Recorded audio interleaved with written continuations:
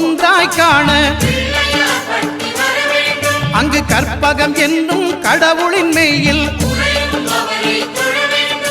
சூரியன் முதலாய் 9 கிரகமும் பலவித குணங்களை கொண்டிருக்கும் எங்கள் கற்பக தருவில் அவை வரும்போது ஒன்றாய் சேர்ந்து பலனளிக்கும்.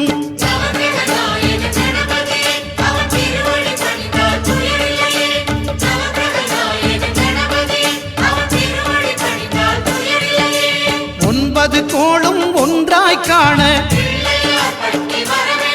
அங்கு கற்பகம் என்னும் கடவுளின் மெய்யில்